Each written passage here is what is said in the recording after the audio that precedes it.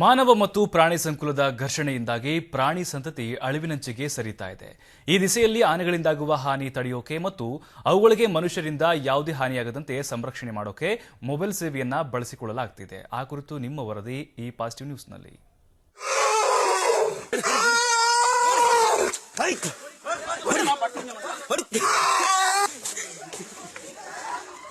ಇತ್ತೀಚಿನ ದಿನಗಳಲ್ಲಿ ಮಾನವ ಮತ್ತು ಆನೆಗಳ ನಡುವಿನ ಘರ್ಷಣೆ ಪ್ರಮಾಣದಲ್ಲಿ ಏರಿಕೆಯಾಗಿದೆ. ನಶಿಸುತ್ತಿರುವ ಕಾಡನ್ನ ತೊರೆದು ಆನೆಗಳು ಊರುಗಳಿಗೆ ದಾಳಿ ಮಾಡುತ್ತಿರುತ್ತವೆ. ಈ ಸಂಘರ್ಷದಲ್ಲಿ ಪ್ರತಿ ವರ್ಷ 300 ಜನ ಮತ್ತು 40-50 ಆನೆಗಳು ಬಲಿಯಾಗುತ್ತಿವೆ. ಇಂಥ ದಾಳಿಗಳನ್ನ ತಡೆಯೋಕೆ ಗಡಲೂರಿನ ಯುವಕರ ಗುಂಪೊಂದು ಮುಂದಾಗಿದೆ. ಇದಕ್ಕಾಗಿ ಸ್ಥಳೀಯರು ಮತ್ತು ಮೊಬೈಲ್ ಫೋನ್ಗಳನ್ನು ಬಳಸಿಕೊಂಡು ಆನೆಯ ಚಲನವಲನ, ಆನೆ ದಾಳಿ ಕುರಿತು ಮುನ್ಸೂಚನೆ ನೀಡುವ ವ್ಯವಸ್ಥೆಯನ್ನು ಕಂಡುಕೊಳ್ಳಲಾಗಿದೆ.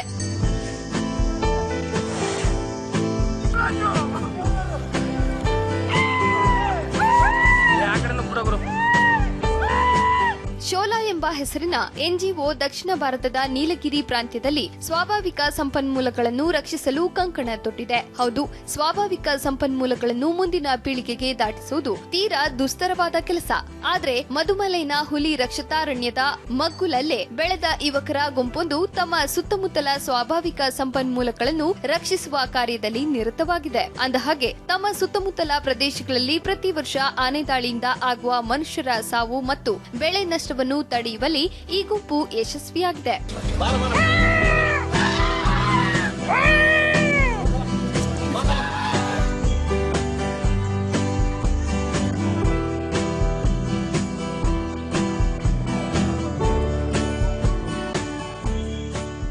ಆನೆ ದಾಳಿಗಳ ಮುನ್ಸೂಚನೆ ನೀಡೋದಕ್ಕೆ ಅತ್ಯಾಧುನಿಕ ತಂತ್ರಜ್ಞಾನವನ್ನು ಬಳಸಿಕೊಳ್ಳಲಾಗುತ್ತೆ.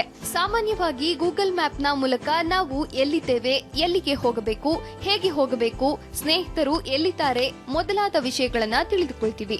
ಇದೇ ಮಾದರಿಯಲ್ಲಿ ಆನೆಗಳ ಚಲನವಲನದ ಮೇಲೆ ನಿಗಾ ಇಡುವ ವ್ಯವಸ್ಥೆಯೊಂದನ್ನ ಈ ಎನ್ಜಿಒ ರೂಪಿಸಿದೆ.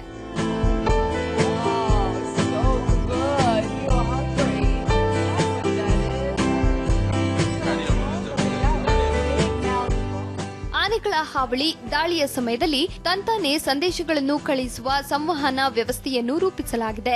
ಆನೆಗಳ ಹಿಂಡು ಕಾಡಿನಿಂದ ನಾಡಿಗೆ ಹೆಜ್ಜೆ ಇಟ್ಟ ತಕ್ಷಣ ಸುತ್ತಮುತ್ತಲ ಪ್ರದೇಶಗಳ ನಾಗರಿಕರಿಗೆ ಸಂದೇಶ ಕಳುಹಿಸುವ ವ್ಯವಸ್ಥೆ ಇದೆ. ಈ ಯೋಜನೆ ಮೊಬೈಲ್ ಆಧಾರಿತ ಉಸ್ತುವಾರಿಯಾಗಿದ್ದು ತ್ವರಿತವಾಗಿ ಸಂದೇಶವನ್ನು ತಲುಪಿಸಲಾಗುತ್ತೆ. ಸ್ವಯಂ ಸೇವಕರ ಗುಂಪು ಸ್ಥಳೀಯ ಅರಣ್ಯ ಇಲಾಖೆಯ ಅಧಿಕಾರಿಗಳಿಗೂ ಕೂಡ ಮಾಹಿತಿಯನ್ನು ನೀಡುತ್ತೆ.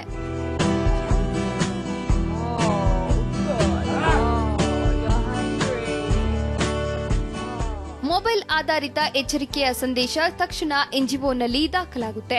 ಈ ಮೊದಲೇ ಎನ್ಜಿಒನಲ್ಲಿ ನೋಂದಣಿಯಾಗಿರುವ ಎಲ್ಲಾ ಸಂಖ್ಯೆಗಳಿಗೆ ಈ ಸಂದೇಶವನ್ನು ರವಾನಿಸಲಾಗುತ್ತದೆ. ಈಗ ಆನೆ ಎಲ್ಲಿದೆ, ಅದು ಬಂದ ದಿಕ್ಕು ಯಾವುದು, ಯಾವ ದಿಕ್ಕಿಗೆ ಪ್ರಯಾಣಿಸುತ್ತದೆ, ಯಾವ ತಳಿಯ ಆನೆ ಮೊದಲಾದ ವಿಷಯಗಳನ್ನು ಸಂದೇಶ ಒಳಗೊಂಡಿರುತ್ತೆ.